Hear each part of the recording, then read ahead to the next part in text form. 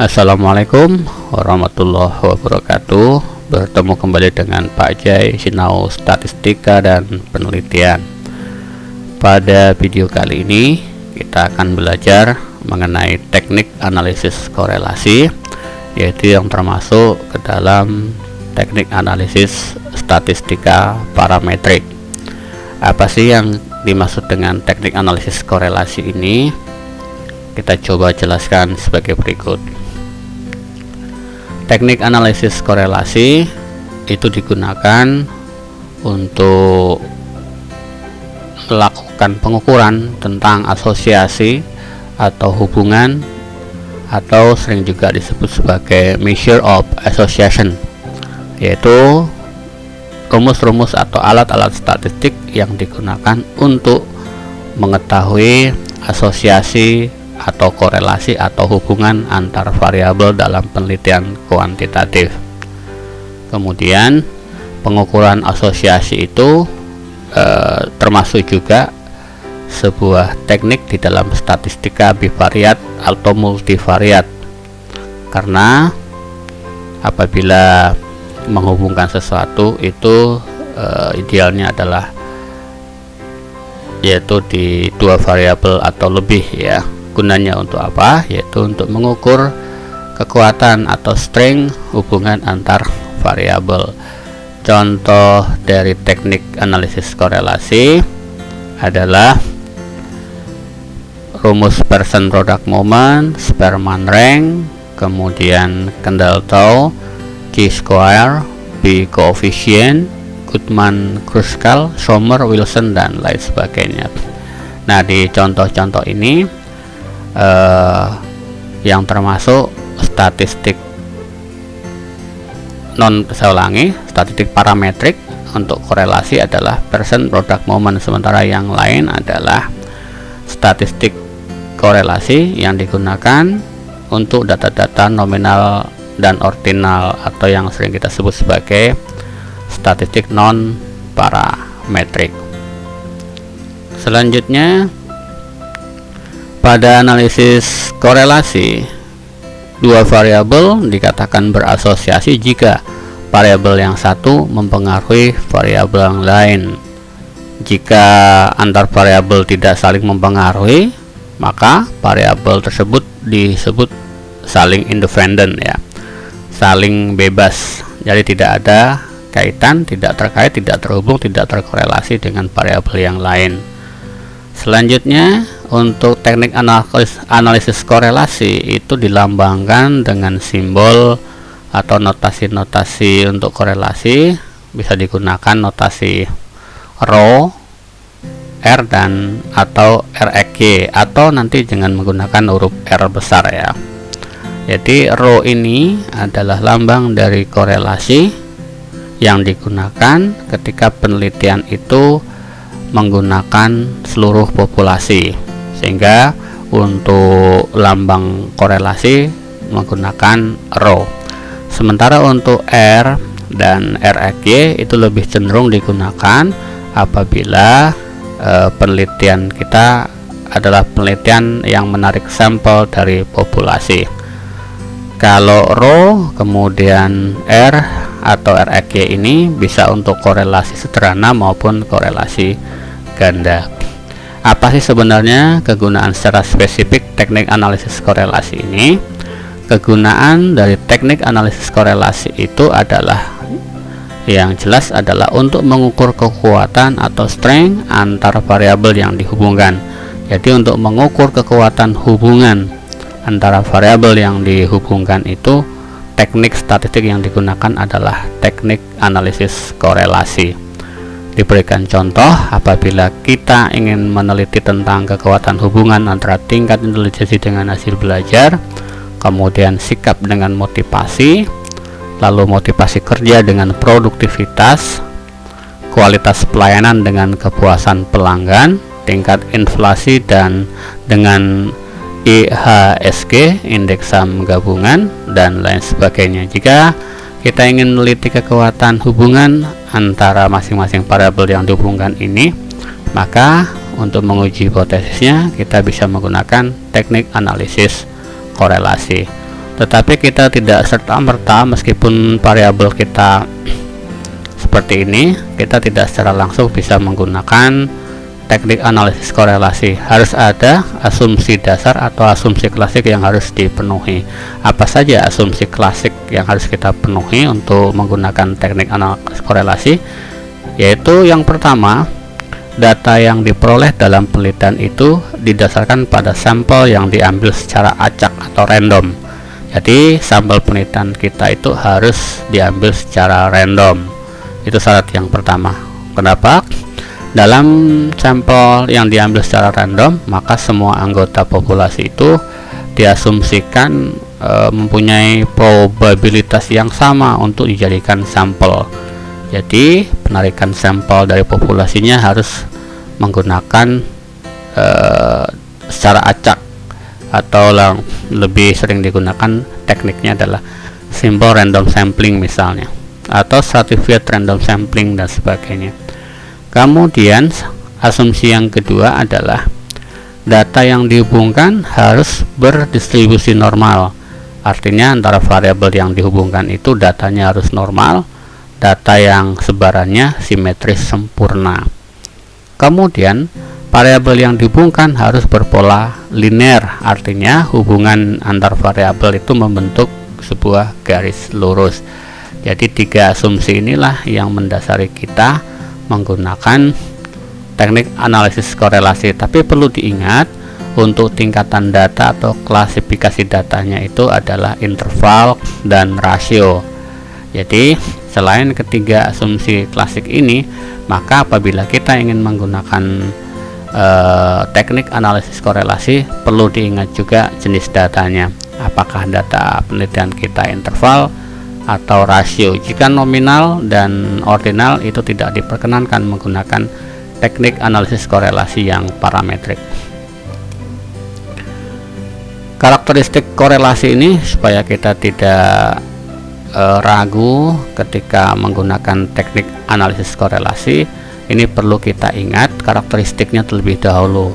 Yang pertama, koefisien korelasi itu nilainya berkisar antara negatif 1 sama dengan positif 1. Jika nanti hasil perhitungan kita di luar rentangan ini, maka kita jangan buru-buru menarik kesimpulan, tetapi perlu dicek kembali analisis atau perhitungan kita. Pastikan bahwa koefisien korelasi ini antara negatif 1 sampai dengan positif 1. Negatif 1 itu adalah korelasi sempurna, positif 1 juga korelasi sempurna. Ini karakteristik yang pertama. Yang kedua, jika koefisiennya atau jika koefisien korelasinya sama dengan 0, itu artinya tidak ada hubungan antar variabel. Jika koefisien korelasinya sama dengan 1, itu ada dua kemungkinan, ada negatif 1 dan positif 1. Koefisien korelasi sama dengan positif 1 menunjukkan hubungan linear sempurna positif. Artinya jika nilai X naik, maka nilai Y juga naik. Kemudian jika koefisien korelasinya sama dengan negatif 1 menunjukkan hubungan linear sempurna negatif. Artinya jika nilai X naik, maka nilai Y turun dan sebaliknya. Nah, karakteristik inilah yang perlu dicermati sehingga kita tidak melakukan kesalahan dalam perhitungan statistik menggunakan teknik analisis korelasi. Selanjutnya, korelasi yang terbentuk bisa kita lihat pada gambar berikut. Misalnya dalam scatter plot diagram Cartesius, sebaran dari data-data kita seperti ini, menunjukkan garis lurus, kemudian dari arah kiri bawah ke kanan atas, maka ini disebut sebagai korelasi linear positif. Jika semua titik X, Y-nya pada diagram pencar ini mendekati bentuk garis lurus, dan jika arah perubahan kedua variabel sama, maka jika X-nya naik, maka Y-nya juga naik. Nah, inilah arah dari korelasi linear positif, atau jika koefisien R-nya positif 1. Kemudian di arah sebaliknya ini disebut korelasi linear negatif jika arah perubahan kedua variabel tidak sama, maka jika X naik, Y turun. Apabila tidak seperti kedua gambar ini sebaran dari data-data kita dalam diagram kartesius, maka dimungkinkan bahwa korelasi kita adalah korelasi non-linear jika semua titik X, Y pada diagram pencar ini atau scatter plot tidak membentuk garis lurus. Dan yang kita bahas pada kesempatan kali ini adalah korelasi linear, baik yang positif maupun yang negatif. Selanjutnya, setelah kita menghitung nilai dari korelasinya, maka langkah selanjutnya kita jangan langsung menarik kesimpulan apakah hubungan yang terjadi itu signifikan dan apakah betul-betul terjadi secara kebetulan korelasinya, maka perlu diuji R-nya. Uji signifikansi ini untuk mengetahui bahwa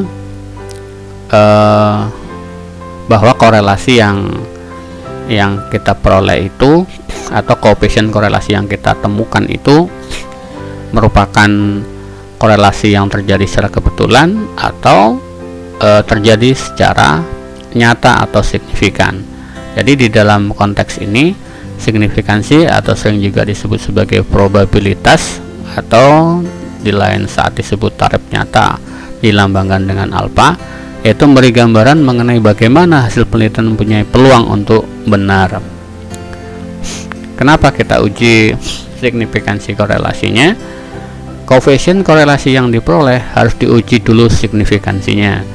Tujuannya adalah untuk mengetahui apakah hubungan yang terjadi benar-benar signifikan atau terjadi secara kebetulan saja. Bagaimana cara kita melakukan uji signifikansi korelasi itu? Bisa menggunakan rumus uji T atau t-test atau uji Z atau z-test. Kapan kita menggunakan uji T atau uji Z? Kita menggunakan uji T jika sampel dalam penelitian kita adalah di bawah 30 ya. Apabila N-nya kurang dari 30, maka untuk uji signifikansi korelasinya digunakan uji T, dan apabila 30 ke atas atau 31 sampai dengan ke atas, maka digunakan uji Z atau z-test.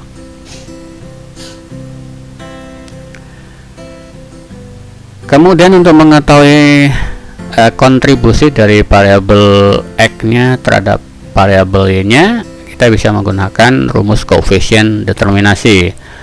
Koefisien determinasi itu adalah proporsi keragaman dalam satu variabel yang dapat diterangkan oleh variabel yang lain.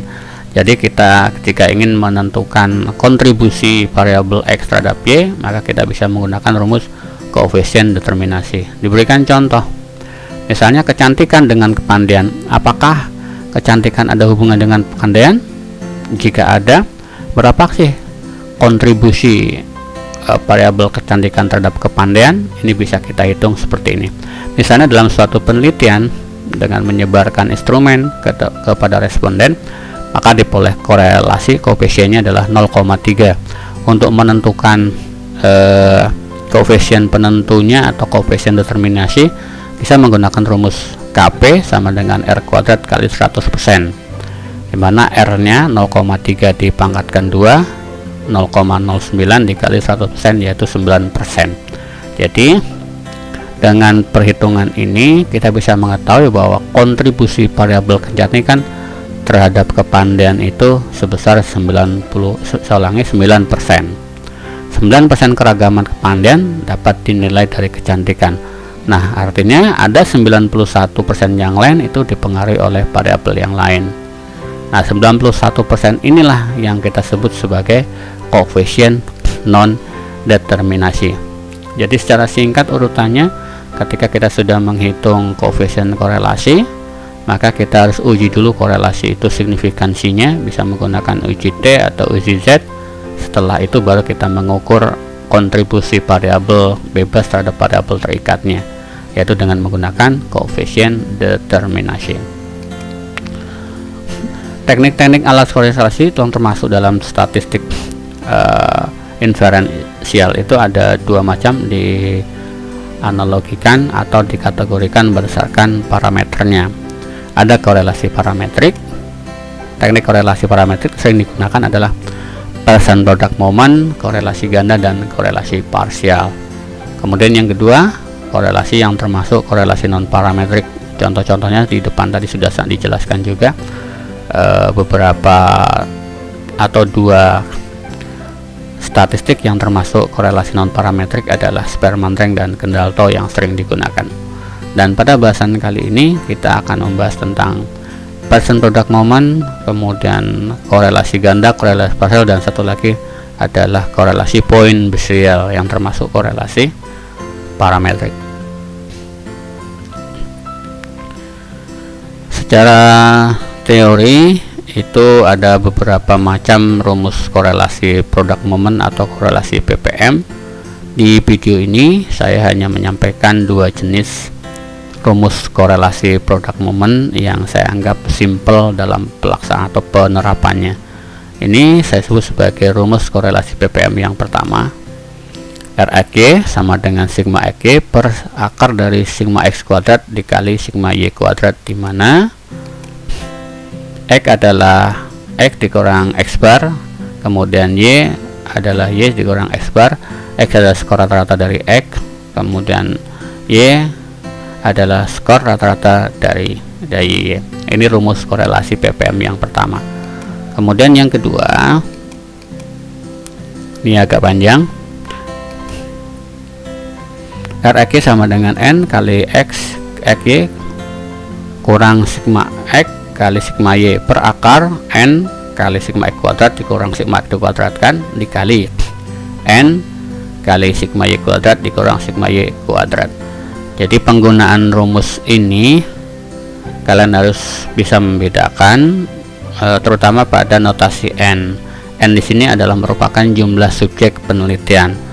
Artinya jika kalian menggunakan N yang huruf besar, maka penelitian kalian itu adalah populasi. Sementara jika penelitian kalian menarik sampel dari populasi, maka notasi atau lambang atau simbol N-nya ini diganti menjadi dengan huruf kecil. Nah, dari rumus 1 dan rumus 2, saya rekomendasikan sebenarnya adalah rumus yang kedua ini untuk penelitian korelasi kalian. Kenapa? Karena kalau misalnya menggunakan rumus 1 tadi, kita perlu menghitung angka-angka lain terlebih dahulu, misalnya rata-rata X bar dan Y bar, kemudian baru membuat tabel bantu, selanjutnya menghitung korelasi. Tapi jika menggunakan rumus korelasi yang kedua ini, kalian bisa menggunakan langsung data mentah dalam penelitian. Jadi saya rekomendasikan jika kalian menggunakan korelasi person product moment, gunakanlah rumus yang ini.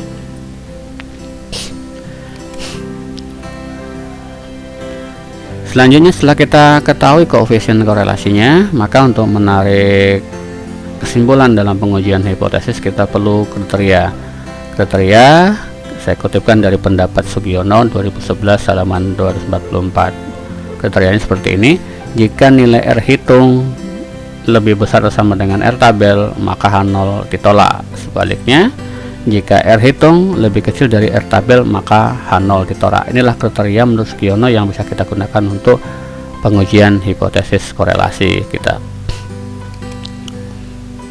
Kemudian untuk uji signifikasi korelasi, kita bisa menggunakan, tadi disampaikan di depan, bisa menggunakan uji T atau uji Z. Nah, pengujian lanjut perlu dilakukan apabila peneliti akan mencari makna hubungan variabel X dengan Y atau untuk mencari signifikansi antara X dengan Y. Maka korelasi atau koefisien korelasi PPM tadi harus diuji signifikansinya. Bisa menggunakan uji T jika N-nya kurang dari 30. Nah, rumus uji T-nya bisa digunakan rumus seperti ini. T hitung sama dengan R kali akar N kurang 2 per akar 1 kurang R kuadrat, dimana dengan kriteria jika T hitung lebih besar T tabel, maka H0 ditolak, artinya signifikan, dan sebaliknya tidak signifikan. Ini adalah rumus uji T yang digunakan untuk uji signifikansi korelasi linear sederhana dengan N kurang dari 30 atau jumlah respondennya itu kurang dari 30. Jika responden kalian adalah 30 atau lebih, maka T hitung atau rumus t-test ini kalian ganti dengan uji Z atau Z-test. Kemudian untuk kontribusi X terhadap Y, kita bisa menggunakan rumus koefisien determinasi. Rumusnya KP sama dengan R kuadrat kali 100%, dimana KP koefisien penentu atau koefisien determinasi, kemudian R adalah koefisien korelasi yang kita hitung dari rumus korelasi. Diberikan contoh seperti ini. Seorang peneliti akan melakukan penelitian tentang hubungan tingkat intelijensi dengan hasil belajar matematika siswa kelas 10 SMA Abu-Abu tahun pelajaran 2020-2021. Dari penelitian ini diperoleh data sebagai berikut. Ada variabel X dan variabel Y dengan responden 12 orang. 1, 2, 3, 4, 5, 6, 7, 8, 9, 10, 11, 12. 12 ini kita anggap sebagai sampel. Dari data ini, berapakah besarnya hubungan antara variabel X terhadap Y, kemudian berapa besar sumbangan atau kontribusi variabel X terhadap Y, dan yang ketiga, buktikan apakah ada hubungan yang signifikan antara variabel X terhadap variabel Y. Untuk menyelesaikan atau menguji hipotesis ini atau menjawab 3 pertanyaan ini, langkah-langkah yang perlu kalian lakukan secara sistematis sebagai berikut. Pertama, langkah pertama, kalian harus menentukan hipotesis penelitian. Kita tahu hipotesis penelitian itu adalah hipotesis yang masih berbentuk kalimat verbal dan belum bisa dibuktikan secara empiris. Jadi terjemahkan ke dalam bentuk H0 dan H1 sesuai dengan rumusan penelitian atau pertanyaan penelitian atau rumusan masalah penelitian kalian. H0 nya berbunyi, tidak ada hubungan yang signifikan antara tingkat intelijensi dengan hasil belajar matematika siswa kelas 10 SMA Abu-Abu tahun pelajaran 2020-2021. Perhatikan jika H0 di sini tidak ada hubungan. Kemudian H1-nya sebaliknya ada hubungan. Jadi H0 ini kemudian lawannya alternatifnya H1. Jika H0 hipotesis nihil, tidak ada hubungan. Kalau H1 menyatakan ada hubungannya. Nah, inilah hipotesis penelitian ini. Kemudian langkah yang kedua, kita harus menentukan hipotesis statistik. Kita terjemahkan dulu hipotesis penelitian ini ke dalam bentuk hipotesis statistik. Jadi H0 dan H1 nya kita rubah ke dalam bentuk simbol-simbol atau parameter penelitian. H0 tadi bisa kita tulis sebagai H0 2 RX sama dengan 0. Ini artinya jika koefisien RX nya sama dengan 0 berarti tidak ada hubungannya. Sebaliknya lawannya, jika dia adalah uji dua pihak, maka RX nya tidak sama dengan 0. Artinya jika koefisien korelasi perhitungan penelitian kita nanti hasilnya tidak sama dengan itu berarti ada hubungannya. Kemudian kriteria pengujiannya adalah jika R hitung lebih besar dari R tabel, maka H0 ditolak dan sebaliknya. Langkah pertama, kita menentukan hipotesis penelitian. Langkah kedua, kita turunkan hipotesis penelitian tadi menjadi hipotesis statistik, lalu tentukan kriteria pengujiannya. Langkah yang ketiga, untuk membantu perhitungan kita perlu membuat tabel bantu. Jadi data-data tadi untuk variabel X dan variabel Y dan respondennya kita ubah ke dalam bentuk tabel bantu seperti ini. Ini kita pindahkan saja dari data pada contoh tadi dalam penelitian kita. Selanjutnya ditambahkan kolom-kolom X pangkat 2, Y pangkat 2, dan X kali Y. X pangkat 2 ini kita peroleh dari X kuadrat. Jadi kalau 2500 kita peroleh dari 50 kali 50. Sementara 5625 kita peroleh dari 75 kali 75. Sementara yang 3750 kita peroleh dari 50 kali 75 dan seterusnya. Nah, selanjutnya ketika sudah diisi seperti ini, maka tentukan dulu jumlah-jumlahnya. Dan yang saya berikan warna merah dan teks berwarna putih ini perlu kalian cermati, nanti kita masukkan ke dalam rumus korelasi produk momen yang kedua, yang gampang tadi ya. Jadi jumlah data X ini kita sebut sigma X, yaitu 641, sigma Y 925 dan seterusnya. Namun diperhatikan pada bagian bawah yang berwarna merah. Setelah kita paham dan telah kita masukkan data-datanya dalam tabel bantu ini, Selanjutnya, langkah keempat baru kita menentukan nilai R hitung. Rumus yang kita gunakan, kita asumsikan bahwa responden kita adalah sampel, maka N-nya saya ganti dengan N kecil. N-nya tadi 12. Kemudian angka-angka ini kita kembali ke ringkasan dari tabel bantu kita tadi.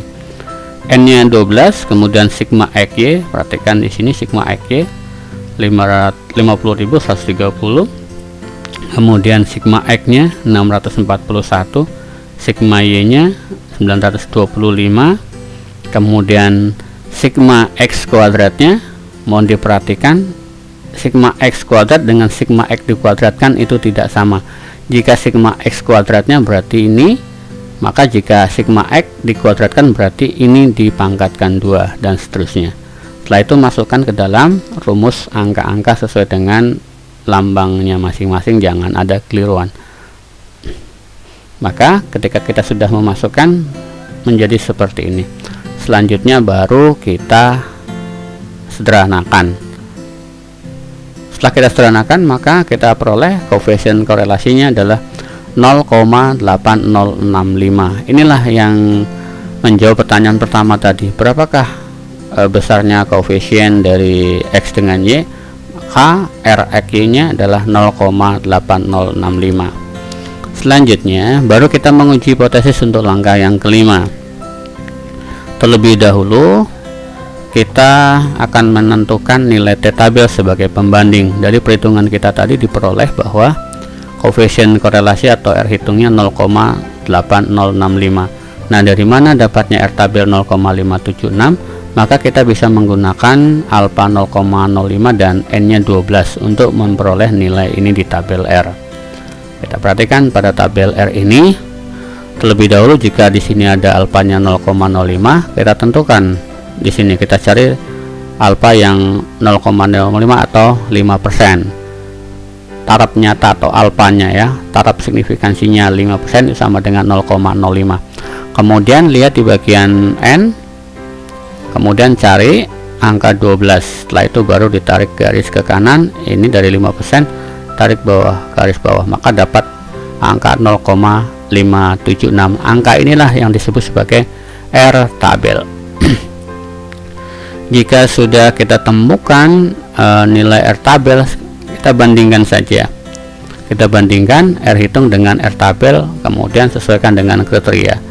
Karena R hitung lebih besar dari R tabel atau 0,8065 lebih besar dari 0,576, maka sesuai dengan kriteria H0 nya ditolak dan H1 nya diterima. Artinya ada hubungan antara tingkat intelijensi dengan hasil belajar matematika siswa kelas 10 SMA abu-abu tahun pelajaran 2020-2021. Baru kita ketahui ternyata ada hubungannya. Setelah itu, setelah tahu ada hubungannya, kita uji dulu signifikansi dari hubungan ini. Langkah yang keenam, menguji signifikansi. Karena N-nya tadi kurang dari 30, maka kita gunakan uji T atau T-testnya. Masukkan saja R dan N-nya. R-nya tadi 0,8065 dan N-nya 12, maka setelah kita masukkan, kemudian kita sederhanakan, hasilnya menjadi T hitungnya 4,3132. Kriteria pengujian signifikansinya kita salin ulang. Jika T hitung lebih besar atau sama dengan T tabel, maka H0 ditolak, artinya signifikan, dan sebaliknya. Kita uji. Untuk menguji signifikansinya, karena sudah diketahui T hitung, langkah berikutnya kita mencari nilai T tabel. Caranya hampir sama dengan yang mencari R tabel, tapi ini menggunakan tabel T atau tabel student. Informasi yang bisa digunakan, kita menggunakan alfa, kemudian dengan DK nya adalah N dikurang 2, 12 dikurang 2 sama dengan 10. Jadi pada tabel T nanti kalian tentukan 0,05 dan DK nya adalah 10. Apakah nanti kita peroleh T tabel 2,228? Kita coba perhatikan. Pada tabel T ada dua alfa, yaitu alfa yang di atas dan alfa yang di bawah. Silahkan perhatikan apa yang saya beri warna teksnya warna merah. Ini adalah untuk uji dua pihak, two child test. Karena uji penelitian kita adalah di dua pihak, maka kita pedomani yang bagian atas. Tentukan dulu alfanya tadi 0,05, kemudian dekanya tadi 10, kemudian kalian luruskan ke arah 10 dan turun ke bawah ke 0,05, sehingga diperoleh T hitungnya 2,228. Selanjutnya, jika sudah ditentukan T tabelnya, kita bandingkan saja. Ternyata T hitung lebih besar dari T tabel, atau 4,3132 lebih besar dari 2,228. Maka H0 ditolak dan H1 diterima. Artinya hubungan yang terjadi tadi adalah signifikan, sehingga dalam pengujian hipotesis kita dapat diartikan bahwa ada hubungan yang signifikan antara tingkat intelijensi dengan hasil belajar matematika siswa kelas 10 SMA Abu-Abu tahun pelajaran 2020-2021. Selanjutnya, setelah kita uji signifikansinya ternyata hubungannya signifikan, selanjutnya kita akan mengetahui kontribusi variabel X terhadap variabel Y-nya dengan menggunakan rumus koefisien determinasi, sehingga diperoleh koefisien determinasinya adalah 65,04%. Ini artinya variabel tingkat intelijensi memberikan kontribusi terhadap hasil belajar matematika siswa sebesar 65,04%, dan sisanya ditentukan oleh variabel yang lain. Ini adalah akhir dari analisis korelasi. Setelah ditentukan koefisien korelasi, kemudian tingkat signifikansi, dan terakhir adalah kontribusi variabel yang dihubungkan. Langkah ke-8 adalah baru kita membuat kesimpulan. Kesimpulannya, dari hasil analisis data diperoleh kesimpulan bahwa ada hubungan yang signifikan antara tingkat intelijensi dengan hasil belajar matematika siswa kelas 10 SMA Abu-Abu tahun pelajaran 2020 dengan kontribusi variabel X-nya sebesar 65,04%. Ini kesimpulan dari pengujian hipotesis kita. Kemudian selain rumus statistik percent product moment, disampaikan juga pada video ini adalah rumus korelasi poin beserial. Rumus korelasi poin beserial ini digunakan untuk dua variabel, satu variabel bebas, satu variabel terikat, dengan ketentuan bahwa salah satu variabelnya tingkatan datanya adalah interval atau rasio, sementara variabel yang lain adalah skalanya nominal dikotomi. Ya, nominal dikotomi atau nominal dengan dua tingkatan klasifikasi. Kalau untuk yang present product moment tadi, minimal datanya adalah interval atau rasio. Jadi bisa interval rasio, kemudian rasio interval atau rasio. Tapi dengan asumsi bahwa data diambil secara random, kemudian data distribusinya normal dan berpola linear. Jika kondisi data kalian adalah interval dan satunya lagi nominal dikotomi, maka kalian bisa menggunakan rumus korelasi poin beserial. Ada dua rumus yang saya sampaikan, ini rumus 1, rumus 2. Rumus 1, rumus 2. Silakan pilih salah satu saja. Yang membedakan di sini adalah di sini akar P kali Q, di sini akar P per Q. Yang perlu dipahami notasi-notasinya. RP bis, korelasi poin beserialnya X1, X bar 1, X bar 2 adalah rata-rata jenjang 1 dan 2. SDT itu standar deviasi total, P nya proporsi. Jadi proporsi dari penelitiannya adalah N per N besar, sampel per populasinya. Lalu Q nya adalah 1 dikurang P.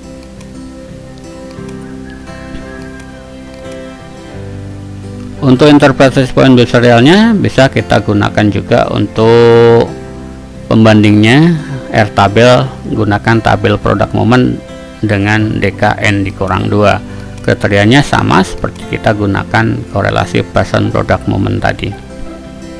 Diberikan contoh, diberikan data seperti ini. Ada dua variabel gender dibagi menjadi dua dua jenis, laki-laki dan perempuan. Inilah yang disebut nanti data nominal dikotomi dengan dua klasifikasi atau jenjang. Sementara tingkat kecemasan itu adalah Y, ini total saja. Misalnya diketahui bahwa variabel X terdiri dari laki-laki ada 5 orang, kemudian perempuan juga 5 orang. Diketahui dari hasil penelitiannya untuk yang laki-laki tingkat kecemasan dari 10, 12, 9, 12, 13. Sementara untuk perempuan tingkat kecemasannya 16, 18, 15, 22, 21. Sementara langkahnya untuk menentukan korelasi terlebih dahulu kita cari rata-rata atau mean. Mean untuk laki-laki ya dijumlahkan saja dibagi banyaknya data yaitu 11,2, kemudian rata-rata untuk perempuannya 18,4. Selanjutnya baru kita cari mean total atau rata-rata total. Ada dua cara, bisa saja kalian menjumlahkan ini dengan ini bagi 2 atau dengan cara menjumlahkan keseluruhan ini dibagi banyaknya data, maka mean totalnya adalah 14,8. Sementara untuk standar deviasi total kalian cari dengan menggunakan rumus standar deviasi untuk data tunggal, maka dengan menggunakan rumus itu diperoleh 4,442. Selanjutnya kita identifikasi dulu dari perhitungan di depan tadi. Untuk X bar 1 rata-rata mean jenjang 1 11,2, kemudian X bar 2 18,4, kemudian rata-rata totalnya mean total tadi 14,8, standar deviasinya 4,442, proporsinya adalah 5/10 karena masing-masing sampel laki-laki perempuan 5, seluruh populasinya 10, maka 0,5. Q-nya adalah 1 dikurang 0,5 yaitu 0,5. Selanjutnya angka-angka ini kita masukkan ke dalam rumus 1 misalnya sesuai dengan notasinya, maka diperoleh negatif 0,8144. Selanjutnya jika kita masukkan ke dalam rumus 2, maka hasilnya adalah sama, negatif 0,8144. Setelah kita ketahui koefisien ini ya langkahnya seperti tadi, langkah pada percent product moment. Kalian bandingkan dengan R tabel. Pada tabel percent product moment selanjutnya tarik kesimpulan sesuai dengan kriteria. Dua rumus ini digunakan untuk dua variabel, baik percent product moment dan point serial digunakan untuk dua variabel ya. Korelasi satu variabel bebas, satu variabel terikat, masing-masing dengan syarat penggunaannya. Selanjutnya kita bahas mengenai korelasi parsial dan korelasi ganda. Kalau tadi hanya mencakup dua variabel, maka untuk yang korelasi parsial dan korelasi ganda itu digunakan untuk dua variabel bebas atau lebih dengan satu variabel terikat.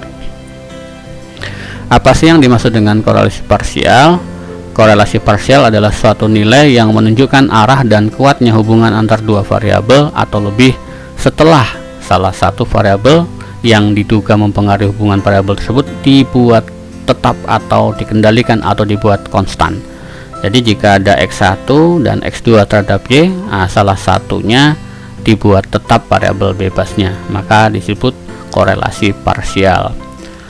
Gunanya untuk apa? Yaitu digunakan untuk menganalisis apabila peneliti ingin mengetahui pengaruh atau hubungan antar variabel independen dan dependen, di mana salah satu variabel independennya dibuat tetap atau konstan atau dikendalikan. Jadi kalau ada X1 dengan X2 terhadap Y, maka korelasi parsialnya ada dua. Saya kutipkan dari pendapatnya Sugiono 2009 halaman 237. Korelasi parsial pertama, apabila hubungan antara variabel bebas X1 dengan variabel terikat Y, apabila variabel X1 nya dibuat tetap, maka korelasi parsialnya seperti ini. Ini rumus untuk korelasi parsial apabila X1 nya dibuat tetap. Kemudian yang kedua, apabila X2 nya dibuat tetap, perhatikan tandanya, maka rumusnya menjadi seperti ini. Jadi angka-angka yang kita peroleh kita masukkan nanti, kalian cari lagi terlebih dahulu menggunakan percent product moment. Kalian cari dulu korelasi X1Y, artinya hubungan X1 dengan Y dengan menggunakan korelasi product moment. Kemudian Rx2Y, X2 dengan Y, gunakan product moment juga. Lalu untuk X1 dengan X2, X1 X2R ini gunakan produk momen, lalu angka-angka notasi yang diperoleh masukkan ke dalam rumus-rumus ini. Selanjutnya untuk mengetahui apakah hubungan tersebut signifikan atau tidak, kalau dua variabel di depan kita bicara produk momen, gunakan uji T dengan N kurang 2. Kalau di sini menggunakan uji T juga, tetapi N nya dikurang 3. Kenapa N kurang 3? Karena 3 variabel, ada X1, ada X2, ada Y. Ketentuannya seperti ini, sama aja dengan yang kriteria di depan untuk korelasi produk momen. Selanjutnya korelasi ganda. Kalau tadi korelasi parsial itu salah satu variabel bebasnya kita buat tetap, maka kalau ini adalah, atau korelasi ganda ini adalah suatu nilai yang memberikan kuatnya hubungan dua atau lebih variabel independen X secara bersama-sama dengan variabel dependen Y. Jadi X1 dan X2 nya itu bersama-sama. Kalau tadi ada salah satu yang dibuat tetap. Nah, kalau untuk korelasi ganda, X1 dan X2 nya secara bersama-sama terhadap Y nya. Rumusnya gimana? Sebelum kita jabarkan rumusnya, mohon diperhatikan skema atau diagram ini. Mana kira-kira yang korelasi ganda? Kalau dia X1 terhadap Y, itu adalah Rx1Y disebut korelasi sederhana. Kemudian X2 dengan Y, Rx2Y adalah korelasi sederhana. Kemudian X1 dengan X2 disebut korelasi sederhana. Nah, yang R besarnya ini, lambangnya R besarnya ini disebut korelasi ganda. Artinya X1 dan X2 secara bersama-sama terhadap Y. Rumusnya, rumus korelasi gandanya seperti ini. Jadi nilai-nilai yang ini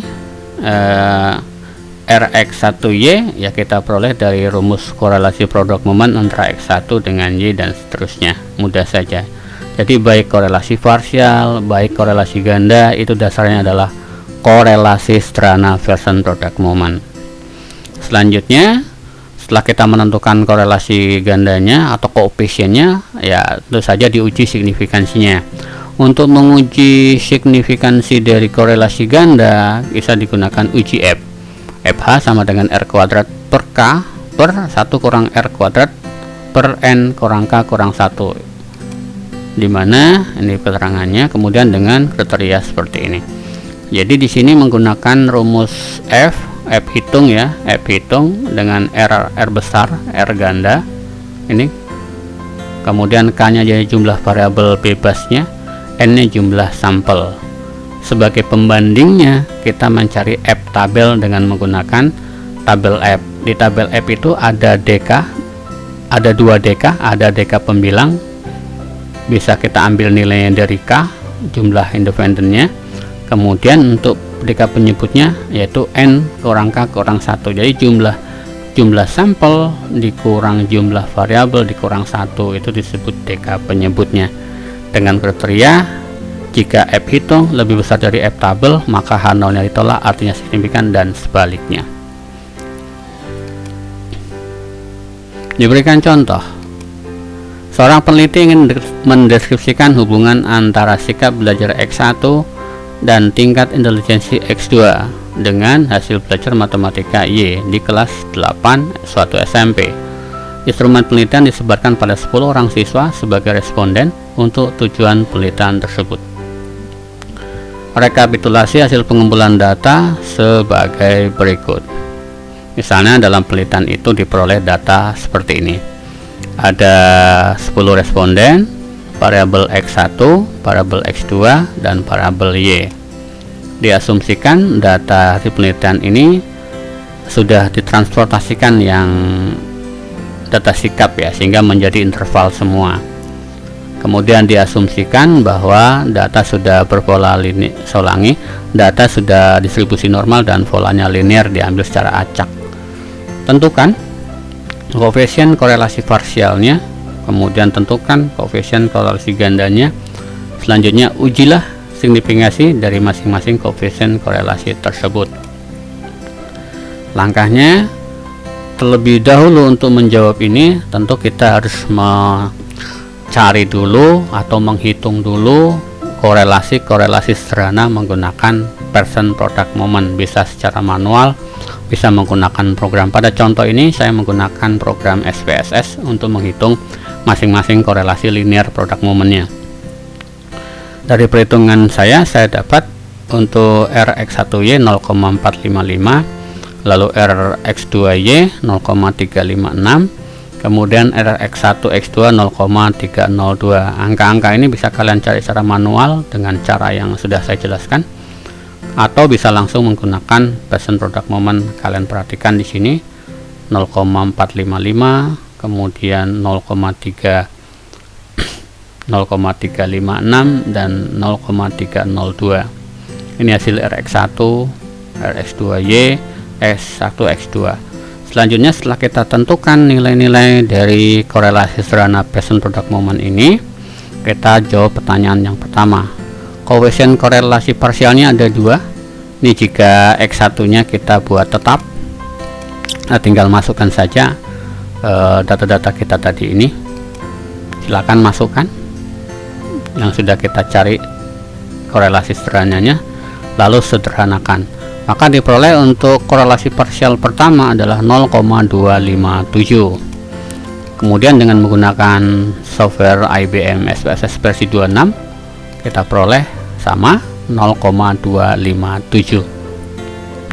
Selanjutnya untuk korelasi parsial yang kedua, kita masukkan saja angka-angka sada ke rumus yang kedua, maka diperoleh 0,390. Ini perhitungan manual kita, kemudian kita hitung pakai SPSS, hasilnya adalah sama 0,390. Selanjutnya untuk korelasi ganda, masukkan saja hasil perhitungan korelasi sederhana tadi di rumus korelasi ganda. Kita sederhanakan, maka hasilnya adalah 0,509. Ini perhitungan manual kita. Kita coba lagi menghitung dengan menggunakan SPSS, maka diperoleh hasilnya 0,509. Ya, sama ya. Setelah kita ketahui masing-masing koefisien korelasi parsial dan ganda, selanjutnya adalah proses pengujian signifikansi korelasi. Ada 2 korelasi parsial, 1 korelasi ganda. Kalau untuk korelasi parsial, uji signifikasinya menggunakan uji T. Kita coba menguji signifikansi pakai korelasi parsial pertama yang nilainya 0,257. Angka ini masukkan ke dalam rumus ini, kemudian sederhanakan sehingga diperoleh untuk T hitungnya adalah 0,704 untuk korelasi parsial pertama. Kemudian untuk korelasi parsial yang kedua dengan nilai 0,390, kita masukkan ke dalam rumus T ini, kemudian sederhanakan, maka diperoleh 1,121. Selanjutnya yang ketiga untuk korelasi ganda, yaitu 0,509. Kalau tadi duanya pakai rumus T ya, sekarang untuk korelasi ganda pakai uji F. Masukkan saja R nya adalah 0,509, K nya tadi banyaknya variabel, kemudian N banyaknya responden. Masukkan saja nilai-nilainya ini, kemudian sederhanakan, maka F hitungnya diperoleh 1,223. Ya, langkah selanjutnya kalian mencari untuk tabel T dan tabel F ya. Untuk yang 1 dan 2 cari tabel T, nilai tabel T atau T tabelnya. Untuk yang 3 ini cari nilai F tabel di tabel F. Selanjutnya kalian bandingkan, kalian tarik kesimpulan. Demikian saja materi kita untuk teknik analisis korelasi yang parametrik, yaitu sudah mencakup korelasi person product moment, kemudian poin beserial, korelasi parsial, dan korelasi ganda, sekaligus mencari signifikansi dan koefisien determinasinya. Demikian saja, mohon maaf jika ada kesilapan saya Ri. Assalamualaikum warahmatullahi wabarakatuh.